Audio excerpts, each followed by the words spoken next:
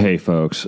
This is Ben Greenfield, and my guest on today's show is a beast. Kyle Kingsbury. He's a former football player at Arizona State University, a mixed martial artist who fought professionally for 8 years, 6 years of that being in the UFC. And he came up to my house. We spent some time in my backyard recording this a few weeks ago, actually. Kyle's a pretty entertaining guy. And in the show notes, I'm going to put a pretty entertaining video. Do you like how I said that? Pretty entertaining? I'm going to put a very entertaining video of Kyle up to a whole bunch of biohacking goodness along with the healthy morning smoothie that Kyle and I made together, a big-ass smoothie. So the show notes are full of goodness, and you can access them over at bengreenfieldfitness.com/Kyle. That's bengreenfieldfitness.com/Kyle. So you're going to hear this one from my backyard. Now, before we jump into today's show, I want to tell you about Fulvic Minerals. So I was recently talking, don't laugh, with this guy in LA who drinks his own urine. And he actually mixes his own urine with Fulvic Minerals and something called Shilajit to make this morning, enzyme producing tonic that he drinks. Now, I don't know yet if I'm on board with drinking my own urine, but I do drink fulvic acid and I do drink Shilajit. Shilajit is this nutrient and mineral rich biomass loaded with what's called humic and fulvic acid. And then fulvic acid is just this naturally occurring organic acid that you basically harvest from soil. In this case, this stuff is harvested from the Himalayas. It's on it. Fulvic Minerals concentrate. Keep a bottle of this stuff in your fridge. I dare you. It's amazing. This black label Fulvic Minerals. You can get a 10% discount on this and everything else over at Onnit. Just go to onnit.com/Ben Greenfield. You don't need to use a code or anything. Just go to onnit.com/Ben Greenfield. Check out the Fulvic Minerals. I take no responsibility for what happens if you happen to mix them with your own urine, but either way, check them out. This podcast, speaking of urine, is brought to you by Health Gains. Health Gains is a concierge age management practice. You may recognize Health Gains as being the place where I personally went to get acoustic sound wave therapy on my crotch to enhance my libido and sexual performance. But they also specialize in things like a P shot and an O shot, which is like anti-aging for men and women for your nether regions. They also have these amazing hormone replacement therapy programs, anti-aging, integrative wellness programs. Here's the deal. A ton of anti-aging docs, they don't test you right. They don't replenish right. They don't take care of your hormones the right way. Dr. Gaines, he freaking knows everything about how to actually defy aging using these evidence-based, scientifically proven hormone replacement therapy protocols, along with a bunch of other crazy anti-aging tricks that he has up his sleeve. You get $250 off of any of their treatments, specifically at their Aventura, Florida location. What you do is you text the word GAIN. That's GAIN to 313131. Text the word GAIN to 313131. In this episode of the Ben Greenfield Fitness Show, if you don't have an off switch, if you don't, even just 5 to 10 minutes, if you don't turn your brain off, you're just going to be running that system into the ground. It'd be the equivalent of trying to work out all day long. You're never really going to get a lot out of your workout. You can't hit a maximal effort if you're just constantly moving. And this is the same thing with the brain. There are foods on this planet that are so good for you that you really shouldn't be looking at the macros with. And if it means going over 50 grams of carbs, who cares? So one of those being sprouted seeds, sprouted pumpkin, sprouted sunflower seeds. He's an expert in human performance and nutrition. Voted America's top personal trainer and one of the globe's most influential people in health and fitness. His show provides you with everything you need to optimize physical and mental performance. He is Ben Greenfield. Power, speed, mobility, balance. Whatever it is for you, that's the natural movement. Get out there. When you look at all the studies done, studies that have shown the greatest efficacy. All the information you need in one place, right here, right now, on the Ben Greenfield Fitness Podcast.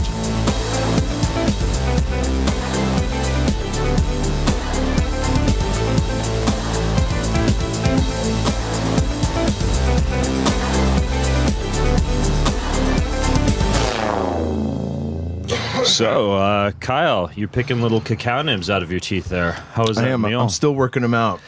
Quite delicious. Did you like my morning smoothie? I like how I can taste all the different flavors. It's truly a symphony in my mouth. That's complex. You should be a master chef judge.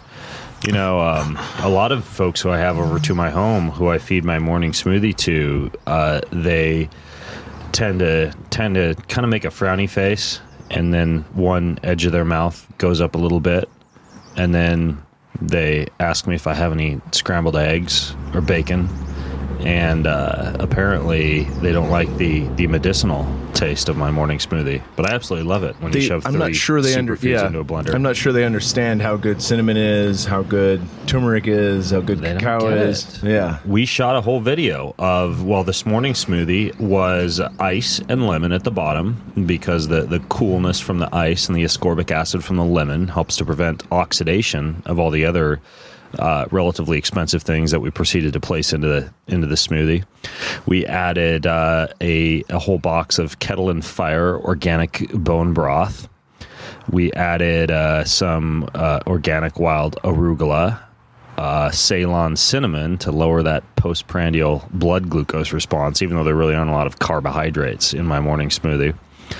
We added a little bit of hemp pea rice vanilla flavored protein powder and some butterscotch organic stevia, and then a whole bunch of organic cacao powder.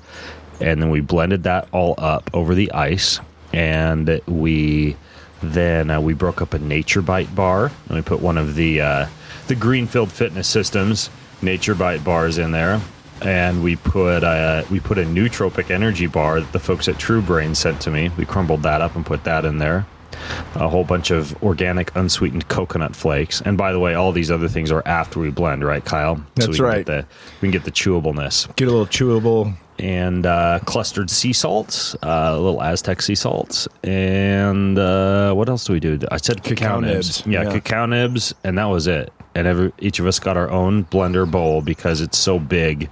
It's one of those smoothies where you get your giant cup, my Teddy Roosevelt Man in the Arena quote cup, and then you get whatever's left over in the blender bowl with the spatula. It's a man's man drink. Well, it's nice too. It's like when you go to Johnny Rockets or one of these places as a kid, and they always give you the little extra ice cream from the milkshake. Mm-hmm.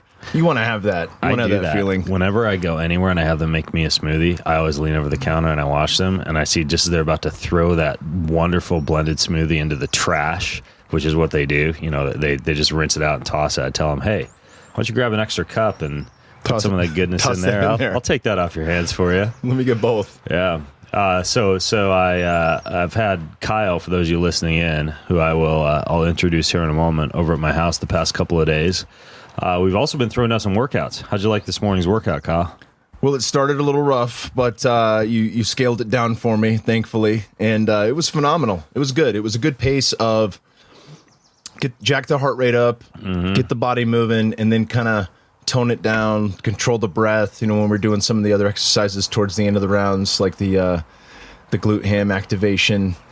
That's something I've been doing a lot, like morning so I'll work out hard one day, but then the next day I'll do something that's a little bit more morning mobility. So like yesterday we tackled the obstacle course, right? So both of our legs are bleeding. We were climbing the vertical ropes, the 30-foot vertical ropes. Some nice rope burn from horizontal climbs, and the log crawl, and the bucket carry, and the keg carry, and the tire flip, and the rig. The barbed wire crawl.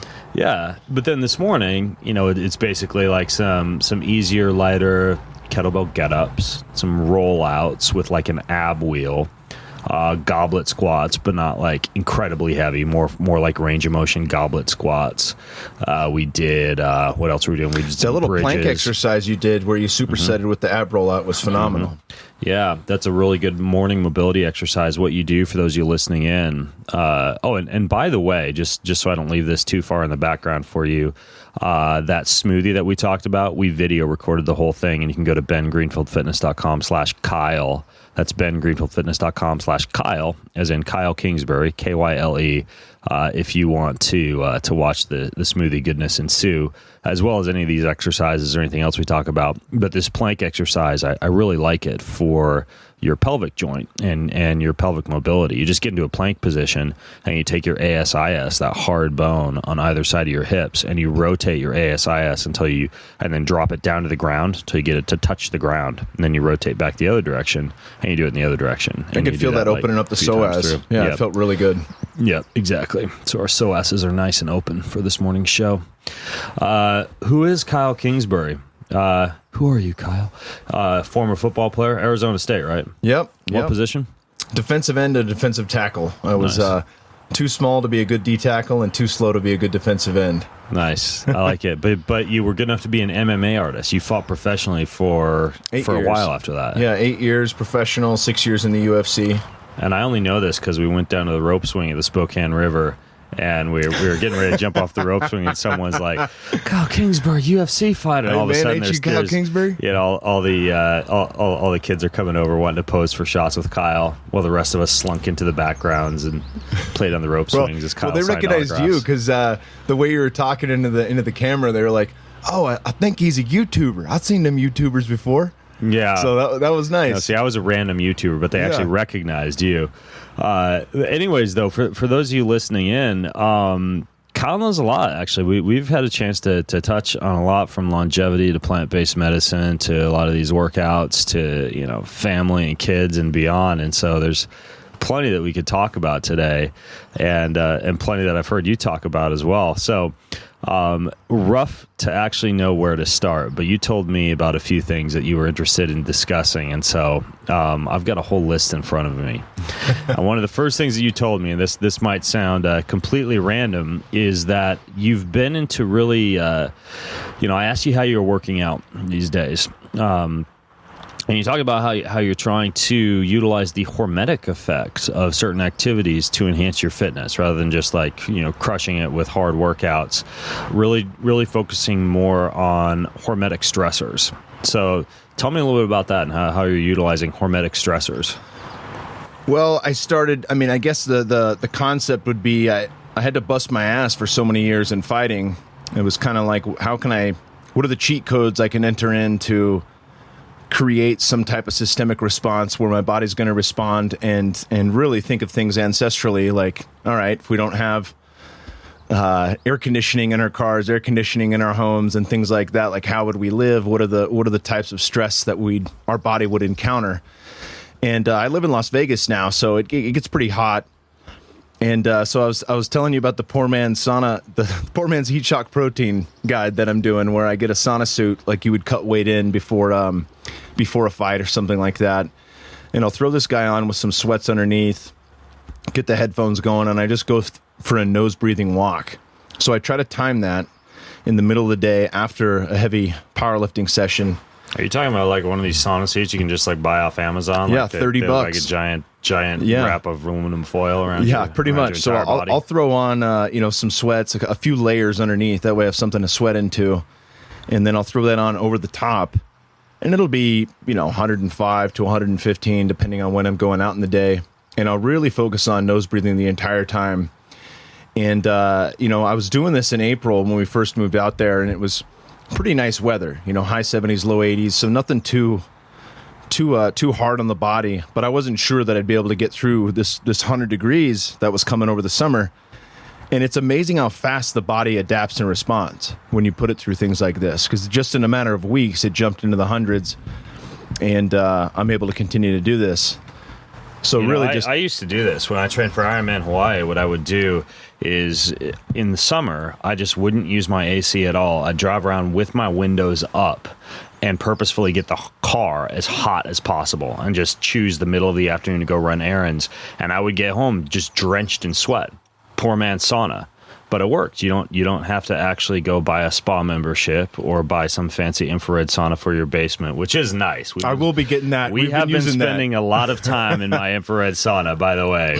For those of you listening in, what was that first session that we did? We slept like babies the first night. We just put on the sauna, put a bunch of blue spruce essential oil in there. We played Michael Tyrell's Love, Life, and Lullabies tracks, which are like these beats that are specifically specifically designed. I've had this guy on my podcast, specifically designed to produce certain frequencies of relaxation. And then we went from there to a quick dip in the cold pool to finish up in the hot tub. Anything like that in the evening, dude, it just knocks you out. But I like this idea of a sauna suit in the afternoon, and then you do like deep nasal breathing or some kind of hypoxia as you're doing that. Yeah, I'll do the deep nasal breathing. I've been combining my altitude work with strength training to where I'll either wear, I have a Hypoxico altitude simulator, so I'll wear that while doing strength training, or if I'm really going to push myself and I need maximum effort, I know I'm not going to get that at 12,500 feet elevation. So I'll lift at regular oxygen, and then in between sets or after my lifting session, I'll do 6 minutes on, 4 minutes off with just breathing, nasal breathing into the oxygen or low oxygen machine. So this hypoxia or Hypoxico, it's not like, for those of you listening in, like a training mask, which is just something that creates a breath resistance to strengthen, for example, your inspiratory and your expiratory muscles. The Hypoxico actually strips oxygen out of the air and causes you to need to be or simulates 18,000, 20,000 feet, whatever you put it at. And you're not exercising with that. You're just sitting there like reading a magazine or whatever. I'll do from both. to regular. I'll do both. So sometimes I know if I'm doing a higher rep range, I can get away with it. So if I have lower weight, and this is, everything's relative. So lower weight for me on back squat would be like 315 or 365. If I'm hitting anything in the 5 to 8 rep range, I know I can get away with that at altitude. Whereas if I want to get into some, really heavy, triples and doubles and singles and things like that, I'll want to do that without the mask and then go ahead and use the mask afterwards to go ahead and get into that. The Hypoxico mask? Correct, yeah. Okay. So I'll turn the machine on. Is it attached to like a long tube? So you're walking around like with the tube attached to the unit? And I have a home box set up from Rogue, so I can get that going in my house. It's kind of a pain in the ass to lug that thing around. I used to take that What to do you the mean gym. a home box setup? Well, you just go on a website, you order a squat rack, you get your weights, your kettlebells, that kind of stuff. I've got 320 pounds in bumper plates, another 2.25 in iron. So I can go up to 560 pounds, which would be pretty much a PR deadlift for me. I'm not really going to tap myself out like that with an altitude machine going at the same time. But that's where I'm kind of playing with the differences. When I need to go really hard, I'll do that without the mask and just use the altitude simulator afterwards so I can still get that response. And you find you're still able to lift pretty well with a mask attached to your face and then a tube coming out of that on mask. the higher reps, it's not a problem. And these are things, it's not dynamic. Powerlifting is squat, bench, and deadlift, so it's really not getting in the way. Yeah, I guess you're not really doing like burpees or something like that. Yeah, I couldn't do barbell snatch with that thing in the way or anything like that. And this is a little bit different than the unit that you and I worked out on yesterday. We hit the paddle board in the Spokane River, and then we came back and we were going to a party last night, and we actually wanted to kind of wake our brains up. And this is actually a tactic you can use as like a cup of coffee for the brain with no actual stimulants, and it's hyperoxia. This is so the Hypoxico that you were just talking about, Kyle, that will simulate altitude. I actually have one of those in the treadmill. So I have an incline treadmill in my garage. And when I'm getting ready for the last couple of months before I'm getting ready for the Tahoe World Championships for Spartan this year, I'll walk on that treadmill at about a 40% incline with a Hypoxico mask set on a relatively high altitude. So you're walking with the mask on. But last night, what we're using was this different unit. And this is a relatively new kind of addition to my home protocol. It's called a Live O2. And you got to experience this, Kyle. But what it does is it allows you to restrict oxygen. Right. So for example, what we did yesterday was you warm up for about 6 to 8 minutes with restricted oxygen, and then you flip it from hypoxia into hyperoxia. And you'll do like a 15-second sprint with hypoxia and then a 15-second sprint with hyperoxia. It feels pretty cool when that full blast of oxygen hits your face, though. I wasn't sure. I saw this thing at Paleo FX with you, and having it here, I was like, I'll definitely give it a try now. And I thought you were going to put me through another torture technique, like when we were doing your Spartan obstacle course. Yeah, I thought I was going to get waxed before we went out drinking and having wine and things like that. So I really wanted to take it easy, but I thought I'd at least give it a shot. And that first breath of hyperoxia goes in through the nose, and you feel it through your entire body immediately. Yeah. Yeah. I mean, 15-second sprint as hard as you can in hypoxia, and you feel like you can't go another second. Flip the switch, and then you can go that last 15 as hard as you can. It's amazing. It's like lifeblood hits your face. Yeah. So for any of you who haven't tried this before, I'll put a link to it in the show notes. But it's called a Live O2 machine. It's not cheap. It's like a $5,000-$6,000 thing that you saw. It was right there in the office next to us. Because by the way, if you guys haven't guessed yet, we're outdoors. If you haven't heard the birds singing out in my patio, podcasting right now. But this Live O2 is in my office. And it's this giant bag, right? So we flipped it on like an hour before we got in, so the whole bag sucks all the oxygen out of the atmosphere in the room, concentrates the oxygen, then you just breathe pure oxygen whenever you hit the plus button on the little remote that you hold while you're doing the workout. So. I want to comment on that, the cost. So when I read Beyond Training, it's a phenomenal book, one of my favorites. Yeah, and I wrote it. You wrote that book. Yeah, I wrote that book. So I was reading the Amazon reviews. There were some 1-star reviews, and you know why? It was the recommendation of very expensive tools like a Hypoxico or a Live O2 machine. And the thing is, I look at you as like my consumer report for body enhancing electronics, right? Right. And there are tools that you can do without any of this stuff. Like you reviewed the Oxygen Advantage, phenomenal book. They talk about breath holds, things like that'll improve CO2 retention and things like that. So you're still going to train some of the same responses without having to spend a penny. And it's important to have all these different avenues that you can trickle in. So if you don't have these machines, you can still get these effects for the body. Yeah, exactly. And, part of it, too, is, and you've been out here, it's not about just having fancy electronic equipment that you hook yourself up to and exercise with to cheat yourself out of ever having to put in the hard work, right? Like, I'm a big fan of putting the hard work into the body and then using a lot of this stuff as icing on the cake or as a way to engage in better living through science, to feel better or to enhance oxygen delivery or to improve longevity. But, I mean, you see it. You see how it is out here. Like, we work hard, too. We climb ropes and we jump over walls and we carry sandbags. So I think a little bit of both. And, sandbags aren't quite as expensive as oxygen. Yeah, not at all. But yeah. You can, it's something that I've kind of gravitated towards since retiring is what is the minimum effective dose? And you can get so much out of, hold breath retention while you're working out, things like that. Sauna suit and a breath walk sauna in Las suit, Vegas. things like that. Yeah, there's a lot that can be gained from things like that. My resting heart rate has dropped 10 beats per minute. I have one of these Oura rings that you turn me on to, and obviously that's not a cheap purchase either when you're comparing it to a Fitbit or a Jawbone and things like that. But I've owned those products. And they don't work nearly as well. They're not going to tell you REM sleep, deep sleep, and things like that. They tell you when you move in the night. Exactly. Or if your wife moved. They'll tell you that you moved if your wife moved. They also emit a Bluetooth signal. Every 1 to 3 seconds, you get a class 1 Bluetooth signal blasted out by those devices and search for a device like an iPhone to talk to. So you're just constantly irradiating your body. That's why I like this ring too, is you can put it in airplane mode and it doesn't transmit a signal. It's an easy way to fine tune and kind of know it for... coming from fighting and especially training at American Kickboxing Academy, there is a culture of push harder, like you get hurt, it's throw some dirt on it, pussy, that kind of thing. And you're not really taught to listen and pay attention to your body. So having something like this. You mean like yesterday on the obstacle course when you were walking up the hill and you were fried and done and I told you to keep going and you listened to your body and quit? I was like, no, dude, I'm done. I'm done. No mas. Oh, that was it. I had to tap out after one round.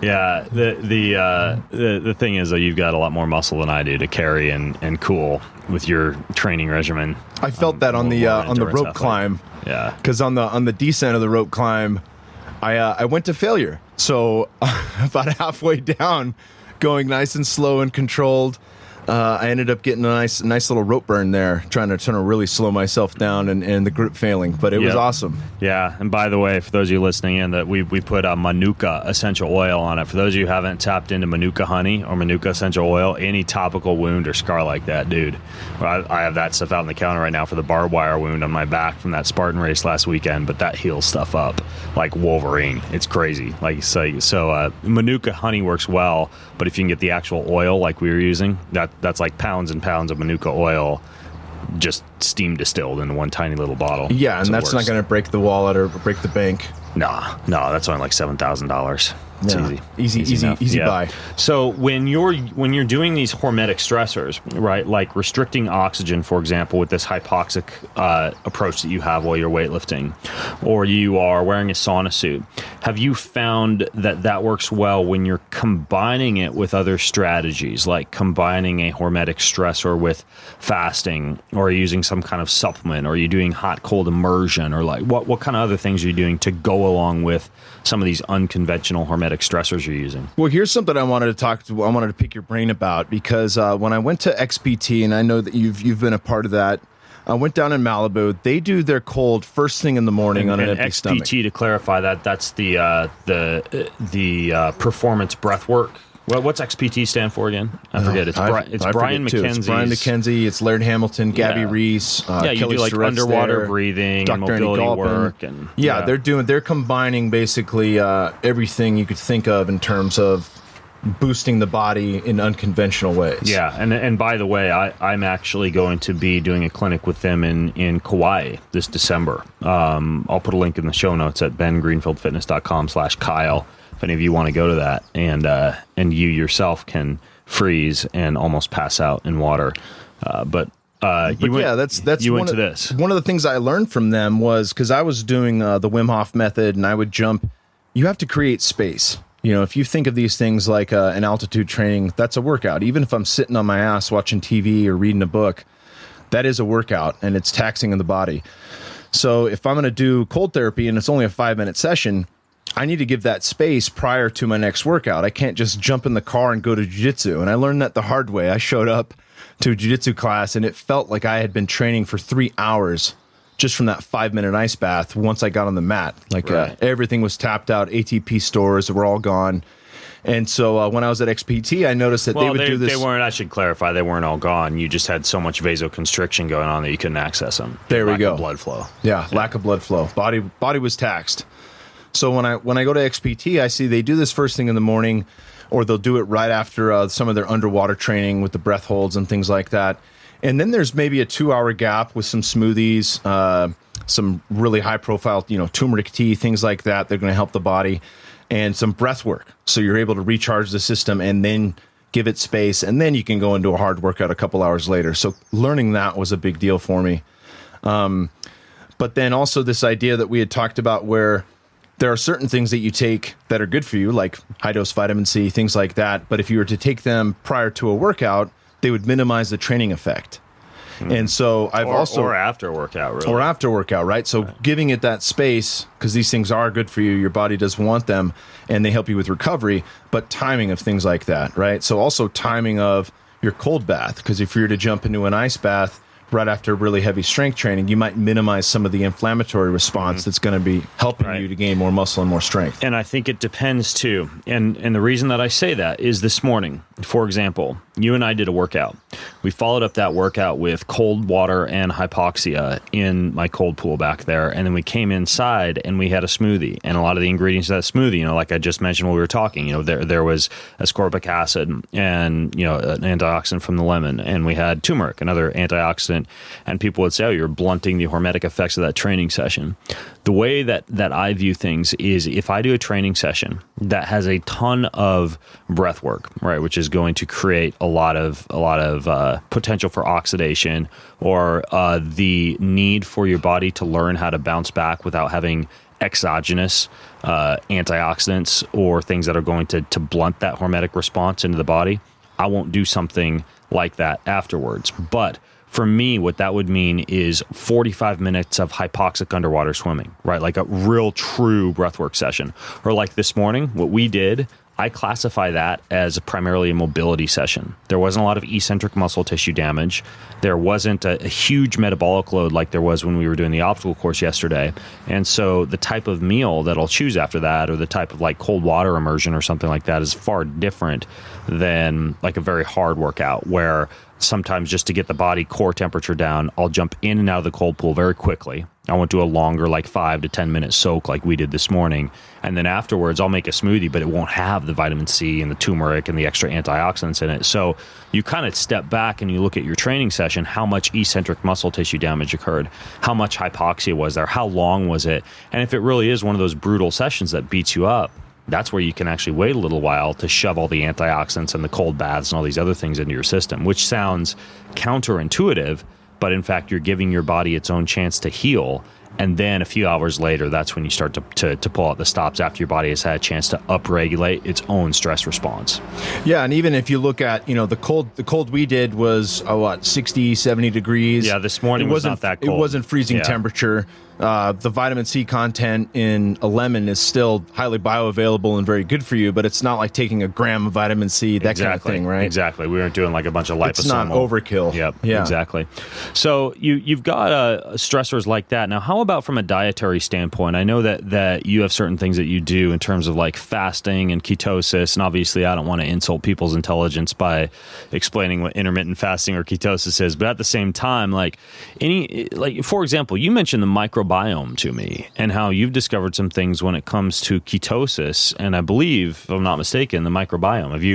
Have you found certain things have happened to your body? I've been working with Dr. Grace Liu, who started the Gut Institute in Dublin, California. Grace Liu. Yeah, LIU. She's actually very good. Yeah, she's a speaker at PaleoFX. Phenomenal lady. She's been helping my wife and I. But one of the things we noticed from staying strict low carb, 40 to 50 grams a day for an extended period of time.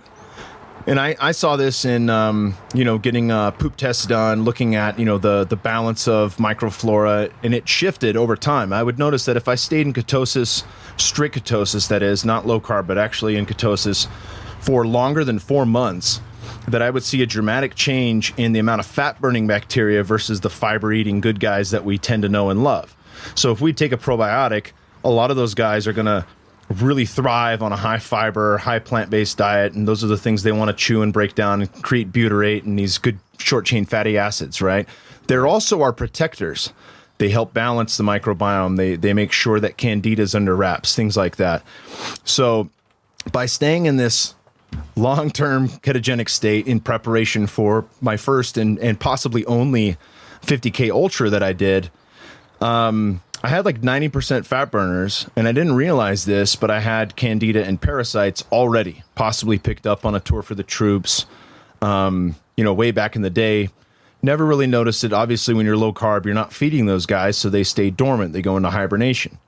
And then after the race, being extremely broken down and quite dehydrated over the course of 10 hours, we saw just everything exacerbated. All these problems came up. I went from training 2 or 3 times a day to only being able to train twice a week. Kept getting a common cold, no matter how little I was training. And she just said, "Hey, man, I think you got parasites." Now, she did like a stool test for this? Yeah, we did a comprehensive stool analysis from Great Plains Labs. Yeah. And is that the one where you poop into the hot dog tray for like 3 days in a row? Yeah, 3 days in a row, hot dog tray. You got to scoop your own poop. It was probably the nastiest thing ever. And but all in the name of science and understanding what's going on. You just don't want to eat breakfast like an hour afterwards. that pretty scent good. Is still wafting in your nostrils, and you're still checking your hands in a very paranoia-like fashion to see if there's any brown, when you wear the plastic gloves. You got plastic gloves on, but it's a big difference between having. If you've ever pooped and you leave, they have a name for it. It's called the iceberg. When the top of your poop still comes out of the water.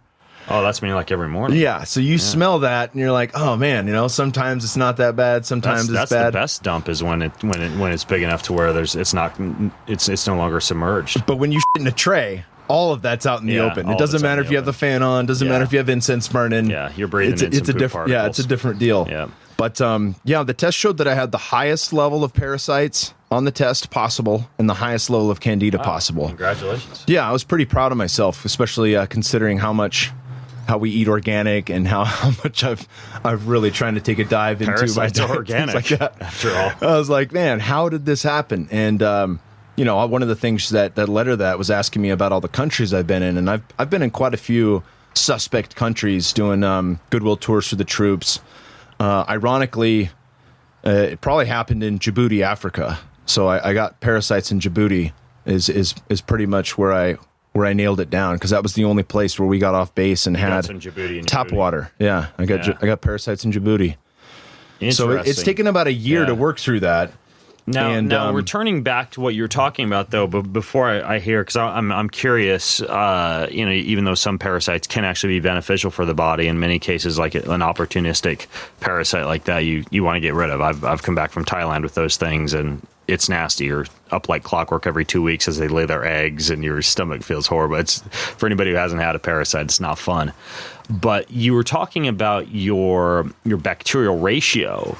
Now, are you referring to like the Firmasuit bacterioid ratio? Yep. Like what you can get tested with the American Gut Project, that type of thing? Yeah. And Ubiome is a company out of San Francisco. I think you just did one with Biome out of Seattle. I think exactly. I think that might be a little bit more comprehensive. But Biome is a newer one, and there's some other companies popping up that are doing.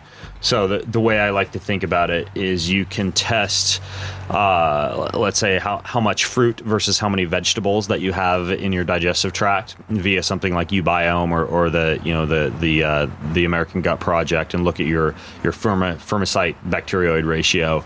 Or you could look at the amount of apples, oranges, pears, bananas, blueberries, cherries, etc., and the amount of parsnips, kale, arugula, cucumber, carrots, green beans, and so it's breaking down these bacteria into extremely precise ratios and identifying every single one. As far as what that's worth from a diagnostic standpoint, or what it's going to tell you about your body, I'm still trying to wrap my head around that. Like, I have all my Biome results, and I'm waiting for their scientists to go over them with me, because to have that comprehensive of a look at my biome, I almost don't know what to do with it. There's so much data. Yeah, and a lot of this is new too, right? Yeah. So we're figuring this out on the fly.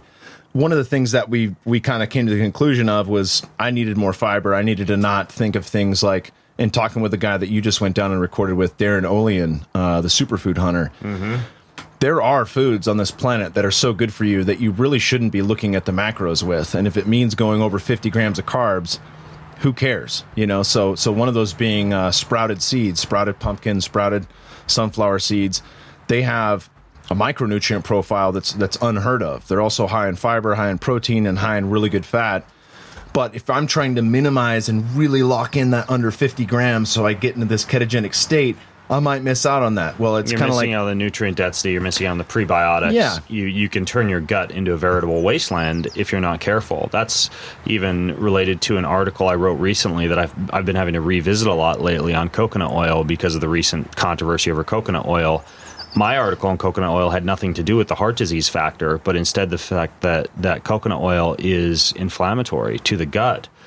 And saturated fat in general is inflammatory to the gut when consumed in the absence of adequate amounts of fiber.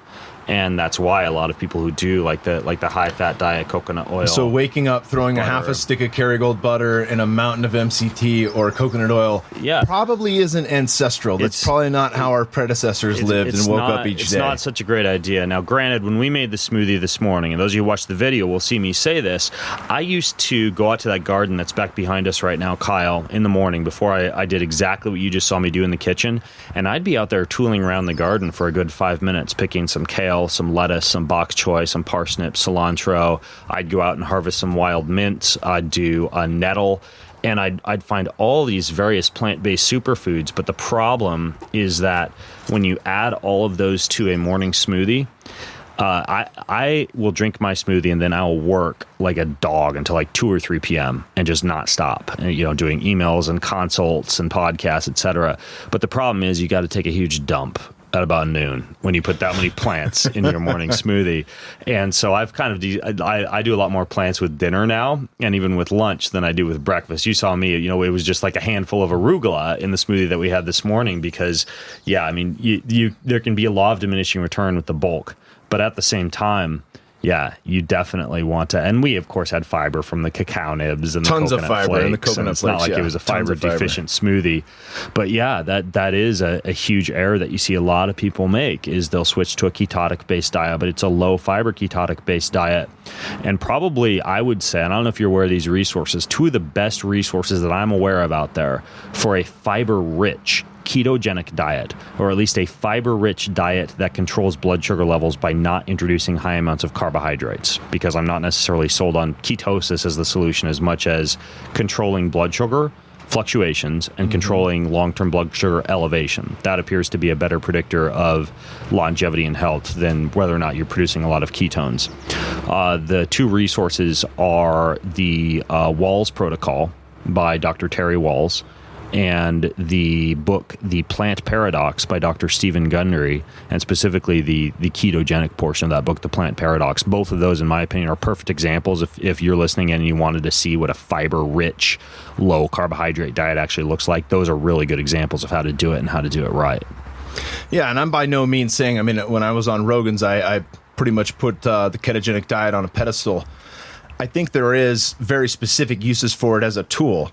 You know, obviously it was created for kids with epilepsy and things like that. If you are obese and you really need to drop pounds quickly to save your life, there's a lot of efficacy there for that. But unless you're an Inuit or an Eskimo, chances are you're not eating 80% fat in your diet year round, or 10 months out of the year at least. It's you have to think about where your ancestors come from. Looking at, Weston A. Price and his work, traveling the globe and understanding, different indigenous tribes and people that lived in different parts, whether you were closer to the equator, you had access to more fruits and vegetables, smaller game, fish and fowl, that kind of thing. You get up towards the poles, you're going to eat bigger game, probably do better with red meat and lower carb diets. Most of my ancestors are from Northern England, Northern Europe, so odds are that I can do better with less fruit. Doesn't mean I'm going to go off the wagon and have a ton of carbs now, but I don't necessarily need to be under 50 grams a day to be a healthy person. Yeah, and granted, playing devil's advocate, because I'm not quite sure of this, while the Inuit and the Eskimos do show absence of large amounts of obesity while consuming an extremely high blubber-rich diet, I'm actually not sure what their microbiome looks like. I'm not sure what their rates of colon cancer are like. I'm not really sure what their rates of gut issues are like. So I don't know if they actually do have some fiber deficient type of gut issues based on their diet. I actually don't know. Maybe if you pipe in on the comments section, let us know. You could clarify on what their guts look like.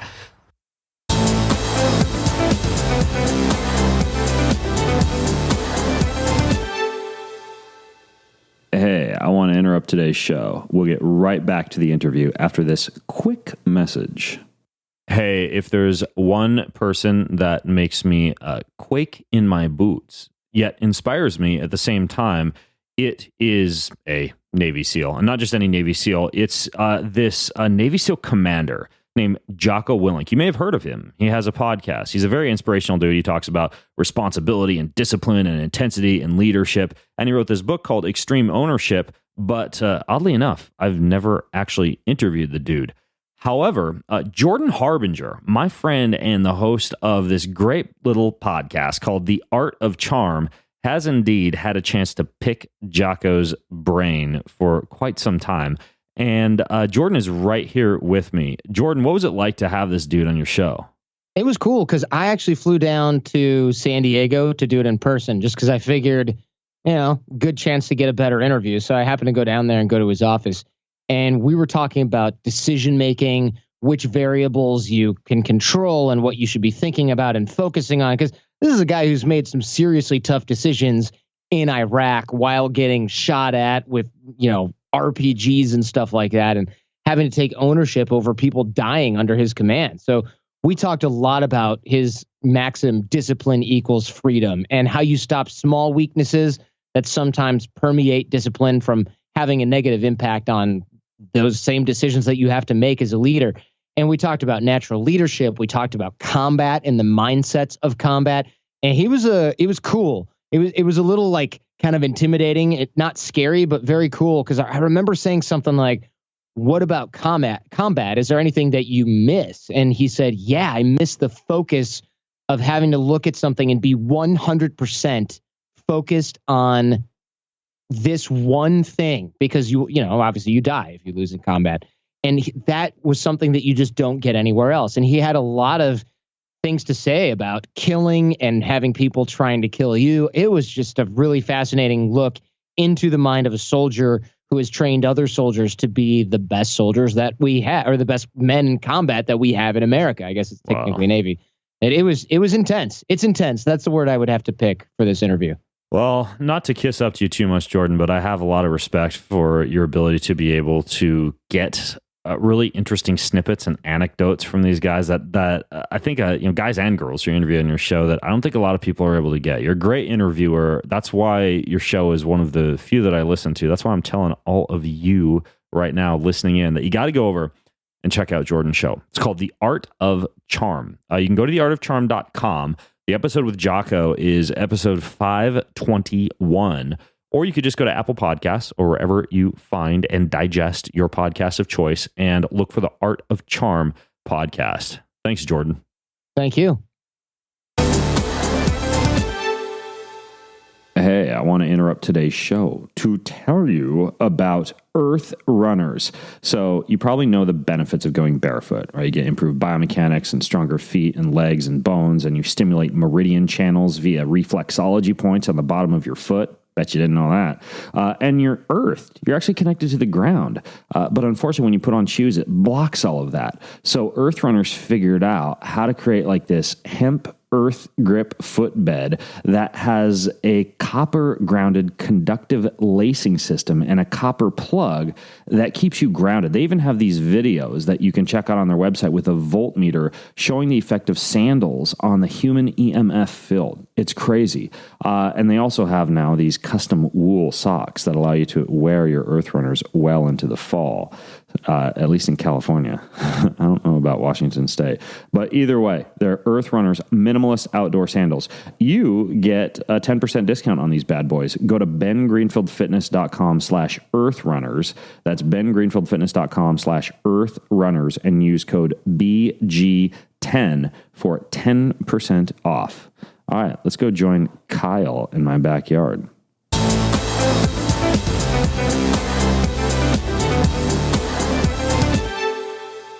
I wanted to close the loop on that parasite thing, though. What'd you wind up doing as far as the parasites are concerned? I've been working with Grace for about a year now, and we've been having, a different rotation of dietary stuff. We went through GAPS diet for a little bit. Dr. Natasha Campbell McBride out of the UK wrote that one. It's a fantastic book. A lot of healing, with that. Tons of bone broth, collagen hydrolysate, things like that to heal the intestinal wall, make sure that there's no leaky gut syndrome going on. Reintroduction of different probiotics systemically, building the microbiome back while taking a lot of things that would wipe out things. Things and things. If I can break that down a little bit, wormwood, black walnut, and what's the other one? Wormwood, black walnut, and there was... It's like a allicin, like a garlic extract? Yeah, allicin, but then...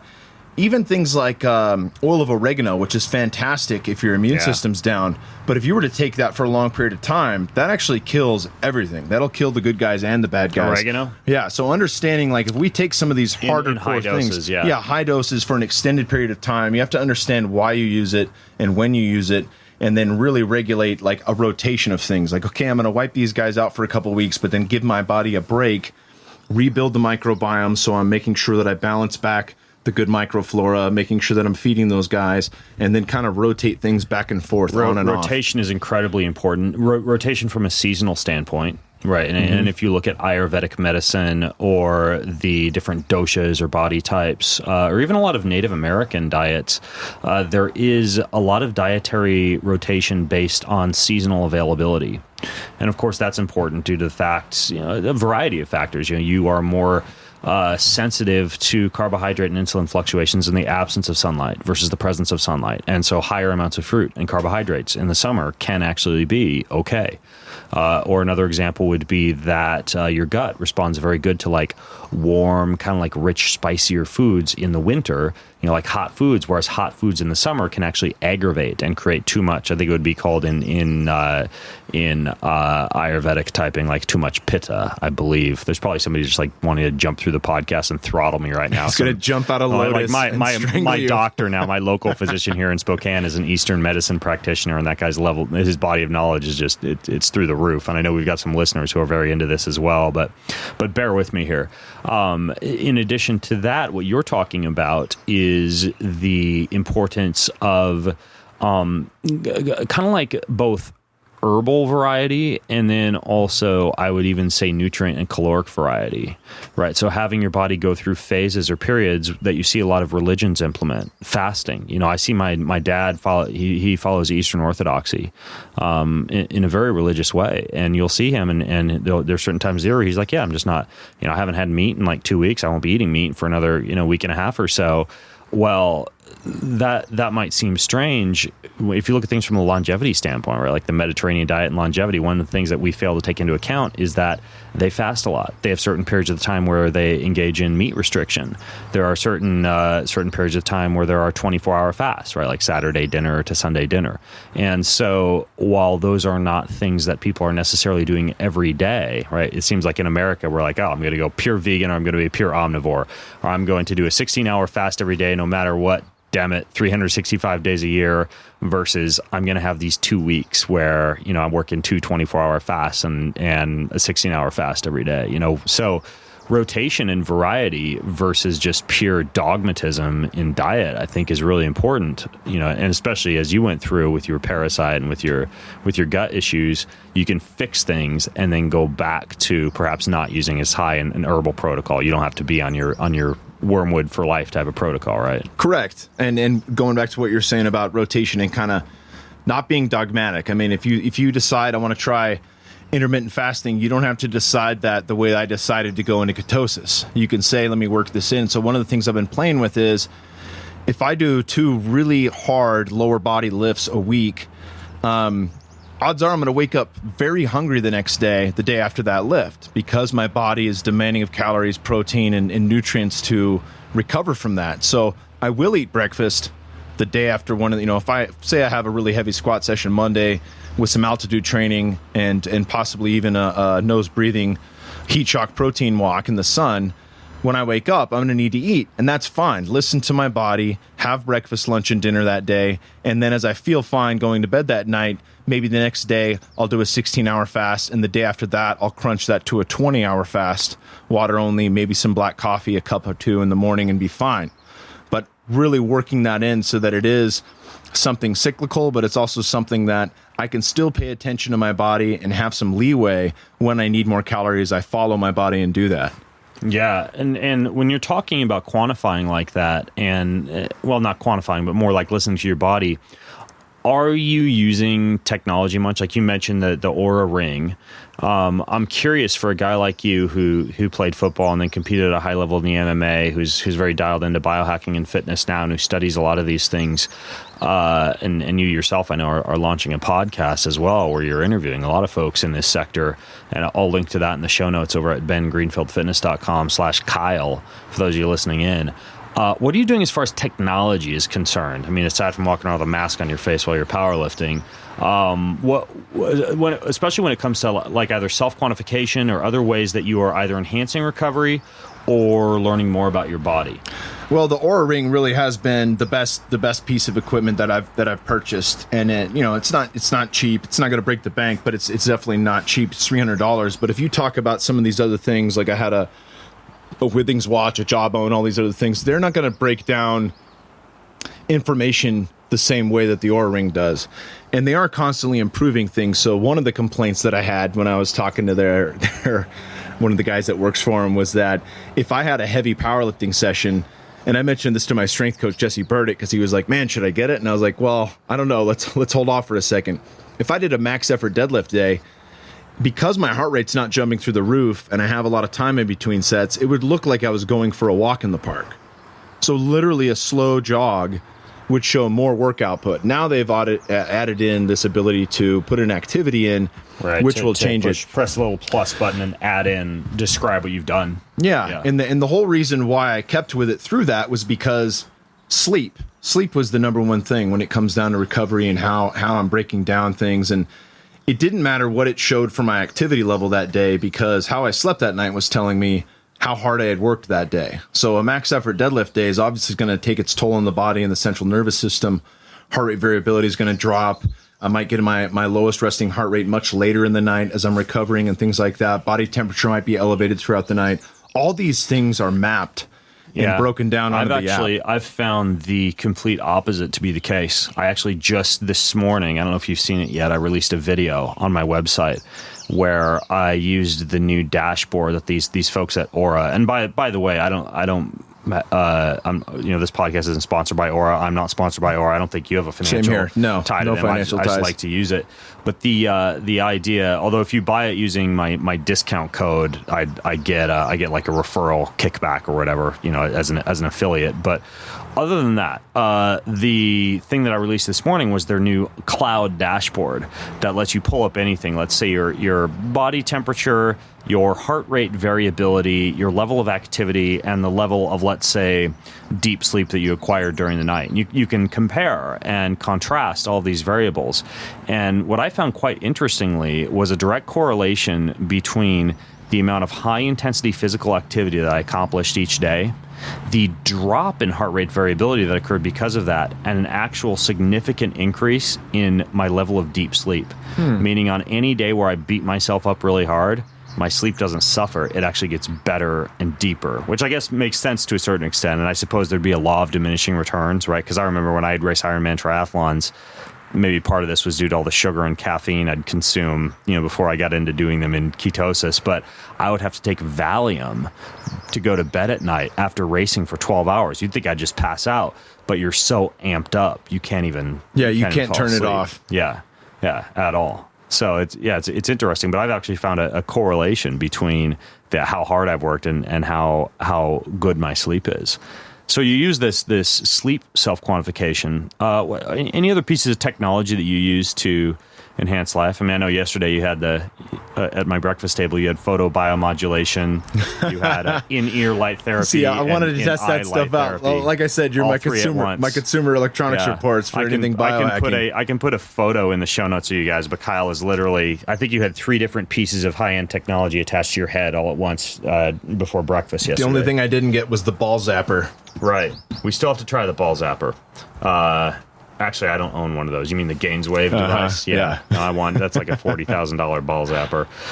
Anyways, though, so any other pieces of technology that you use or that you're into from like a biohacking standpoint? Yeah, I mean the Hypoxic machine was a big investment. Obviously, it's in the thousands, but my wife and I both use that. We get a lot from it. As I've said, I retired 3 years ago from fighting, and I really didn't want to push myself the way that I used to. And you're not going to fight again. That's not. Yeah, I don't want to fight again. I don't want to get hit in the head anymore. It's something where I really do like this idea of minimum effective dose, because I've spent so many years training that hard, and I don't enjoy that. I enjoy picking up something heavy off the ground. I enjoy going for a smooth nose breathing run. I enjoy walking in extreme heat or meditating in a really, freezing temperature cold bath, because I've adjusted to those things. But they're low impact, they're not hard on the body, and I'm not wiped out, so I can still play with my 2-year-old boy and be a dad. I don't want to beat myself up to the point where I can't have sex with my wife for 2 days because I'm that run down and my body feels destroyed. Right. And your formosoid bacteroid ratio is so messed up that nobody would want to have sex with you anyways. Yeah, they could smell it. My pheromones, the pheromones coming off of me would be all bad. I don't think we had that discussion last night. Complete segue about pheromones and about how women on the pill tend to choose partners who are incompatible with them. And it was a fascinating discussion we were having. I don't think you were part of it, but that's a chat for another day, I think. A few other things I wanted to talk to you about, though. You're mentioning sleep. And something you talked to me very briefly about was how you're doing caffeine rotation for your adrenals. What do you mean by that? Yeah, so one of the issues we had by doing this bulletproof style coffee for so long, and really that was breakfast every day for years, whether I was in ketosis or not, that was still my breakfast.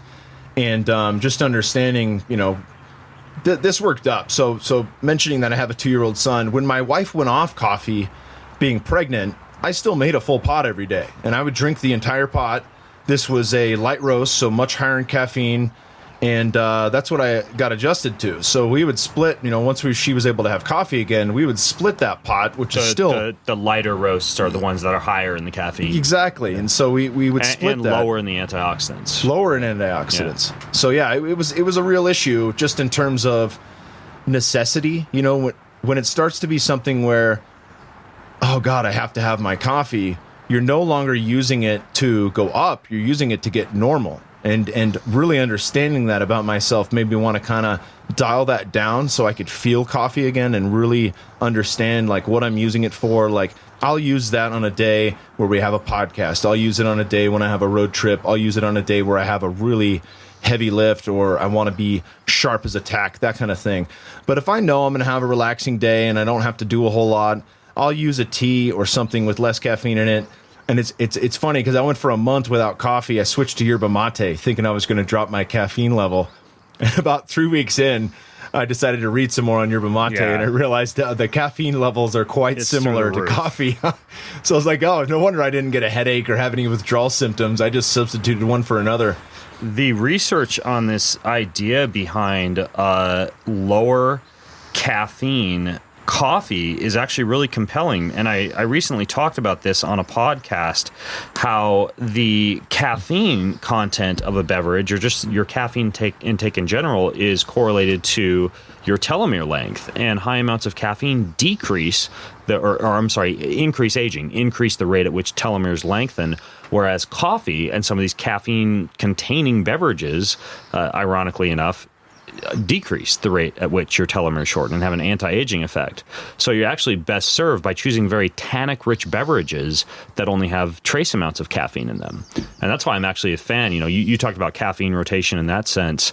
This idea that you have X amount of adenosine receptors in neural tissue, and caffeine will adhere to those receptors. And as more and more caffeine builds up and you need more and more receptors over time for the caffeine to attach to, you also need more and more adenosine in order to feel sleepy. And the best way to decrease the number of adenosine receptors that you're building is to stop caffeine for anywhere from 7 to 12 days. So what I do is I have one bag of, and it's up in the freezer right now. I didn't even tell you this, but that was decaf you drank this morning, by the way. Yeah. So right now I'm on a decaf cycle, right? So all the coffee is decaf, but you get all the antioxidant benefits, you get all the taste benefits, you all get all the the bowel movement enhancing benefits of coffee without the caffeine when you do that rotational type of setup with your caffeine intake. So that's all I do is for 1 week out of every month or so, I just switch to decaf, and you get a lot of the antioxidants there as well.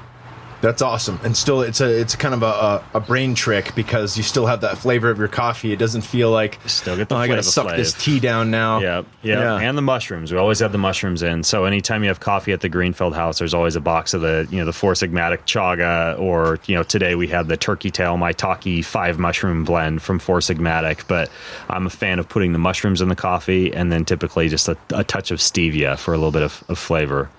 You could argue I have a morning sweet tooth, perhaps. It was delicious. No issues there. Yeah, no issues with the deliciousness. You are also a proponent of meditation. Big time. And Big time. I'm curious what it is that you do with meditation. I know you use like the Brain FM headphone app. Yeah, that was a big one for me, and I think that's a big one that the reason I talk about that a lot is because I really have come to understand this importance of quieting the mind, especially in the world that we live in, whether you have a high profile job or you're in sales. And I saw this firsthand with my father and his stress levels growing up, trying to be the provider for the home, and everything's commission based. There's no salary, 100% commission, so it's all on the sales. And just seeing how stressed out people can be if you don't have an off switch, if you don't, even just 5 to 10 minutes, if you don't turn your brain off, you're just going to be running that system into the ground. It'd be the equivalent of trying to work out all day long. You're never really going to get a lot out of your workout.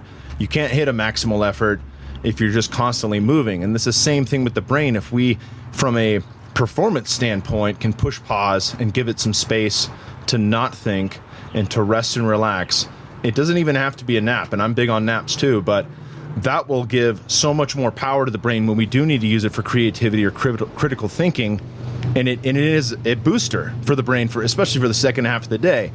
But circling back to meditation from a peace standpoint, it's really been something that has improved my quality of life more than many other things. And it's something, when you talk about hitting the lowest common denominator, something that everyone can be and should be using, there's so many different forms of meditation.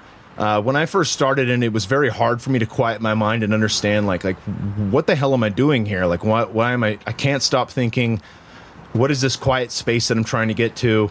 And it didn't really work for me, but 2 things made a big difference. One was using something like Brainwave Entrainment through Brain FM. I could throw in the headphones, and I noticed even if I thought during that. Kyle, what is Brainwave Entrainment? Basically, you're using some type of music to train the brain into a certain wave state, whether it's alpha, theta, those kind of things. We want to take that down from a high thinking beta wave state where we're really just go, and we slow that down just a notch. So, Stephen Kotler has pioneered and talked a lot about flow states. I think Stealing Fire is an excellent book that I just finished. But how we get into that, I mean, there's many paths to the same truth, right? And one of the ways that we do this and has been done for thousands of years is through meditation. So if you find it really hard to sit quietly in a room, or if it's hard to find a quiet room because you have kids or different things going on, or you're in the office and even with your office doors closed, it's still pretty loud outside, you can throw in the headphones and close your eyes, throw an eye mask on, and enter into your own little quiet time. And 15 minutes later, you feel the difference. I mean, it really is a game changer. And that's why I promote these guys. I am affiliated with them. So full disclosure there, these guys I work closely with, they sponsor my podcast. But it's a phenomenal tool. And for $7 a month, I think it's well worth the price of the ticket. I interviewed them, and for those of you listening, I'll put a link to that interview in the show notes. But one of the things that I've noticed with it, well, a couple of things. The first we discussed this morning, and I'll get to in a moment, but the one is that, yes, you can take a nap without actually sleeping. You put it on for like 20 minutes or even 5 minutes, and you feel as though you've just kind of disconnected from the world for a little while. It's very hypnotic. The other thing that you mentioned is it's almost so hypnotic that if you put it on, let's say, an 8-hour sleep cycle, and this might sound ridiculous, but some people like to sleep longer than 8 hours, and the longest you can program that thing for right now is 8 hours. You wake up when it stops. So the little hack I've found for that, whether or in addition to that, I think the longest you can nap on the app is 45 minutes. Right now. And let's say you actually want to nap like an hour, which is real. Like a lot of times I will nap for an hour. What you do is you put on your Brain FM app, and then there's another app called Sleep Stream, which is like a DJ for sleep, for deep sleep, for power naps, for focus, for creativity, for anything.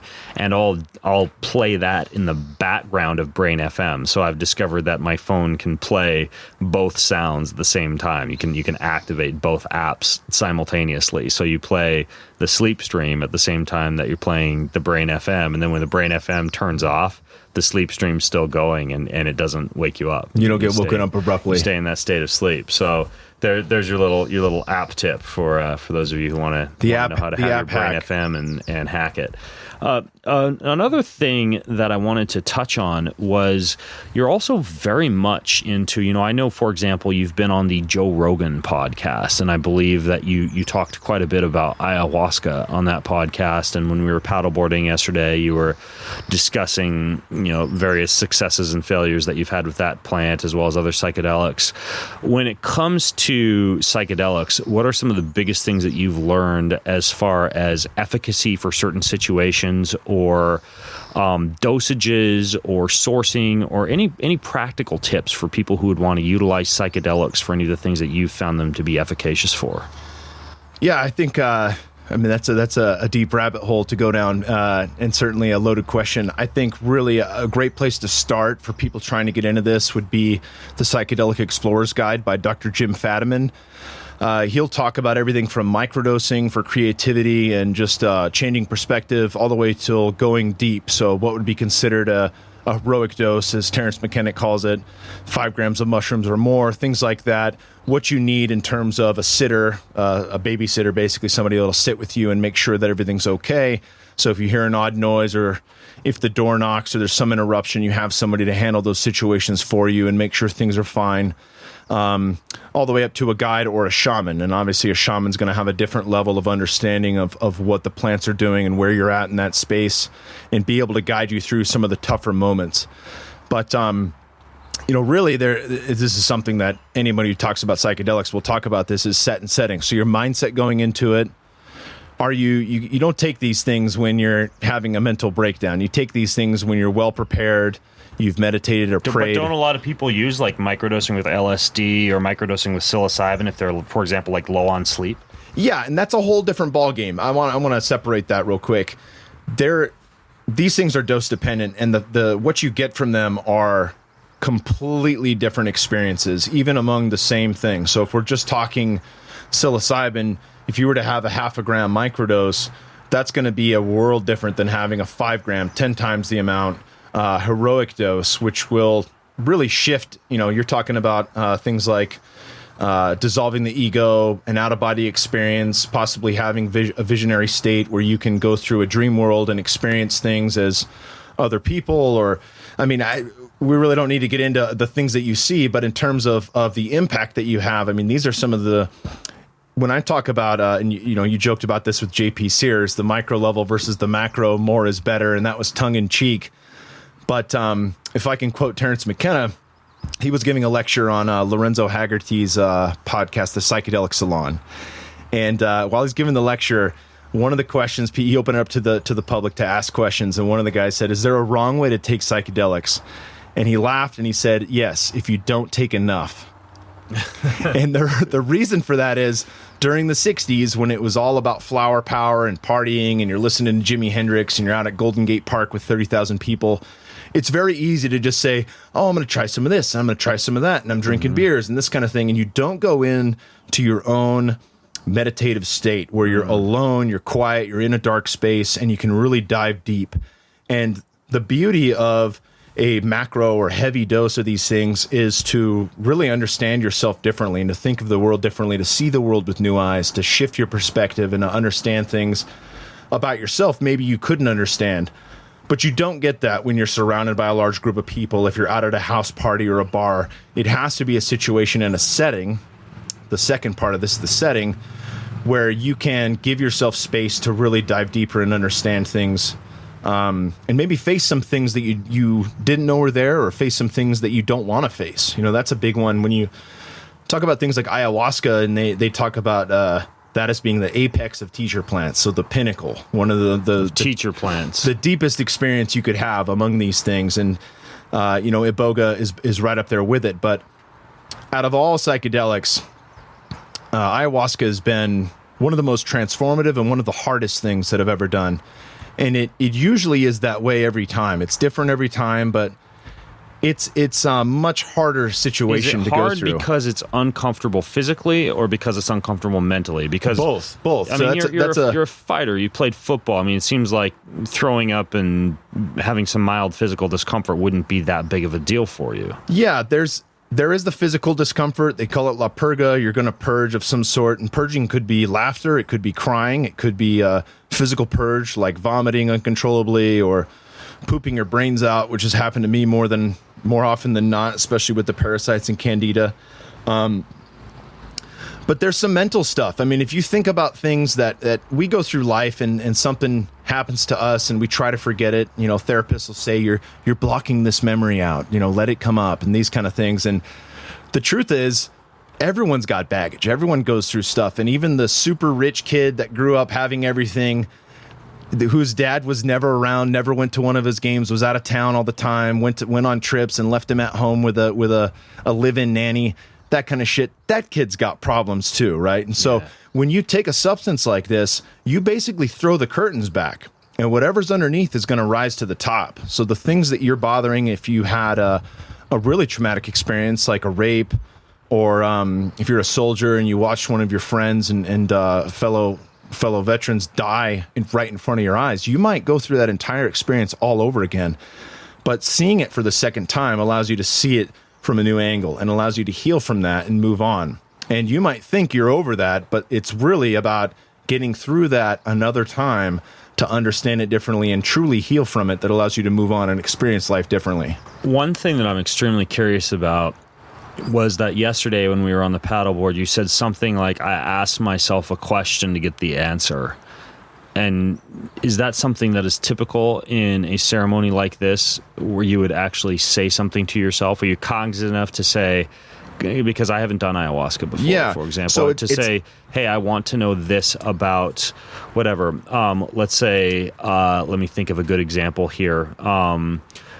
Should I be spending more time with my children and in the morning while they're having breakfast, like that type of thing? Like, should you ask the universe that question about yourself, and can you? Yeah, you can. So you set an intention before you go into this, and you can pray on it, meditate on it. You can just write it down if you're not into those sort of things, but really understanding and outlining what you want to get from the situation. What are the things that you want to work on and improve in your life? And you take that weeks ahead of time going into this ceremony. So once you're there, you have something to focus and return to when you are going through some of these physical discomforts. So you actually prepare. Yeah, so you definitely prepare. Like a there's notepad? There's a pre and post. Yeah, a lot of people bring notepads. They'll write things down during the ceremony, but in my iPhone opinion, to text your friends. Yeah, I've seen some people pull open the iPhone to take notes, and it's a little disturbing. So try to not use Remove electronics the SIM card if possible. Yeah, exactly. Keep it in airplane mode. But I'll give an example. I just thought of my wife, and this was before we were married. I thought of her in my first ceremony, and my very first vision. This was after a really hard purge, and I thought of her, and I became her, and I relived every single argument we've ever had in our relationship up to that point as her, looking up at me, yelling at me. But the things that were coming out of Natasha's mouth, it was all stated in a way that Kyle understood it. And when I pulled out of that, I mean, it was just pure waterworks. I cried and let go, and I understood that in all those situations, we weren't coming eye to eye because of our own filters, of our own background, of our own prejudices, and saying things or thinking things like, yeah, you just don't want me to have fun, or I used to drink like an asshole, so why are you on me about drinking? I just want to have a good time. Not being honest with myself and understanding that I was really destroying myself. It was not in a productive way. It was not to have a good time. It was, hey, let's go balls to the walls because there was some shit inside that I hadn't dealt with, right? So these things can really bring positive change to the way you live. And, nothing, I can give credit to nothing more than really wanting to do that work first. It's not something you just show up to and say, hey, let's see what happens. You have to have a reason of being there, and understanding that about yourself, and wanting growth and wanting to improve your quality of life, and you'll get more from it than you expect. Yeah, interesting. I'm a little bit scared because my brother and I are going down to do a 7-day iboga in Costa Rica in October. And so I'll definitely be going in equipped with a notepad and plenty of self-reflection beforehand. Quite deep. Yeah. You also, of course, have the things that are a little less deep than that you play around with. I noticed you're preparing to drive home after we podcast. You've got the kratom out, the little capsules of kratom, and that's an interesting pick-me-up. You like to use that stuff when you're on a road trip, for example? Mark Bell hooked me up with that. And don't worry, the sheriffs won't listen in. I'm not sure if it's illegal to be consuming that when you're driving. I think it's a legal gray area. Yeah. But no, I wouldn't. Kratom is an opiate, and in a high dose of 6 to 8 capsules, or if you're a bigger guy like myself, maybe 10 capsules. It's a big sedative, so I don't want to be drowsy behind the wheel. But I'll take 1 capsule. Well, it can be a euphoric uplifter too. For sure. What I find very similar to caffeine. Yeah, for sure. And that's what really why I take that on a road trip, is that I don't feel a ton of discomfort sitting in a tiny Prius for 17 hours. Mm-hmm. And it does sharpen my mind and wake me up a bit. So while I'm driving home, I'll listen to a ton of podcasts. I'll finish another book on Audible. Mm-hmm. But I'm tuned in. I can pay attention to these things. I can still have my eyes on the road and understand what's going on around me. It doesn't shut me down in the way. And same thing would go for something like LSD. If you do 400 or 500 micrograms, you're going to be out of your body.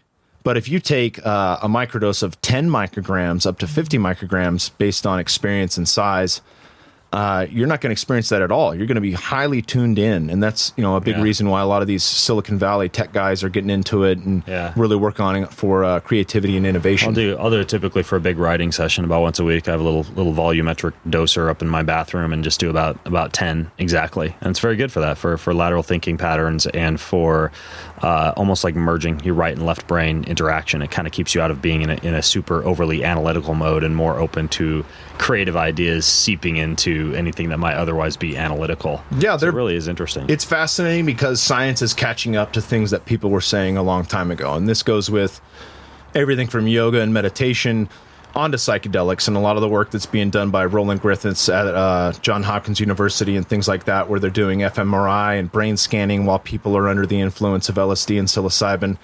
They're seeing this globalization of the brain and new neural networks being created where the body and the mind can think about things from different angles. And it's pretty fascinating to see science really catch up to what hippies have been saying since the 60s. Yeah. Well, speaking of hippies, I'll lay out the tea that I made for Kyle. so that he could get a good night of sleep last night before we did this podcast. It was kind of funny because I made each of us a giant mug of this tea, and then my son came into the room wanting us to blast dubstep and have a Nerf gun fight at about 10 p.m. And we had our tongues hanging out the corners of our mouths. We were halfway through that giant course cup. Racing and paddleboarding and playing around with this Hypoxic unit in my office and sauna and cold pool. But we were drinking my little nighttime blend. So into a little pot of water, I put about a tablespoon of kratom, another squeeze of vitamin C to enhance the absorption. Any ascorbic acid increases the absorption of alkaloids from things like kratom or marijuana or anything like that.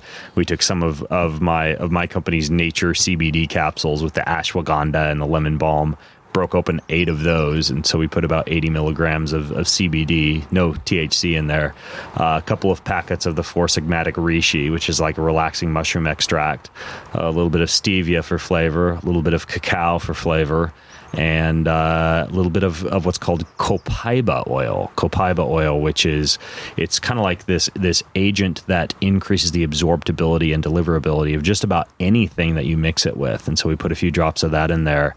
It was a nice little nightcap. Yeah, it was phenomenal. I slept like a rock until 7:30, just out cold. Yeah. Well, I know you got to drive to Vegas after this, but I'm glad you got a good night's sleep and that we got a good podcast in this morning, bro. Hell yeah, brother. That was fun. Thanks so much for having me up here. This has been a blast. Absolute. Word. Anytime. And for those of you listening in, I've got plenty of photos. I've got videos. If you guys don't follow me on Snapchat, I actually Snapchatted much of the podcast today so you could kind of see the environment in which we were at. And that's something I do a lot of. If you go to bengreenfieldfitness.com/Snapchat, you can check that out. And all the show notes are at bengreenfieldfitness.com/Kyle. Best website for you, Kyle, for people to go to would be what? Well, you can see me on Twitter and Instagram at Kingsboo. I'll be starting a website a little bit later, and then the podcast that's launching this month is Current Space with Kyle Kingsbury. Current Space with Kyle Kingsbury. I'll make sure that I tweet that out myself, and if this podcast that you are listening to right now comes out close to the time that Kyle releases his podcast, just head over to the show notes at bengreenfieldfitness.com/Kyle, and I will link to that and a lot of show notes today, but everything from Kyle's sauna suit and Hypoxic setup to some of those books that we mentioned, like Wall's Protocol and Plant Paradox, to resources for making your own sleepy time tea, to the Psychedelic Explorer's Guide, and so much more goodness. So check it all out at bengreenfieldfitness.com/Kyle. In the meantime, Kyle, thanks for coming on the show, man. Thank you, brother. All right, folks, this is Ben Greenfield and Kyle Kingsbury signing out from bengreenfieldfitness.com. Have a healthy week. You've been listening to the Ben Greenfield Fitness Podcast. Go to bengreenfieldfitness.com for even more cutting-edge fitness and performance advice.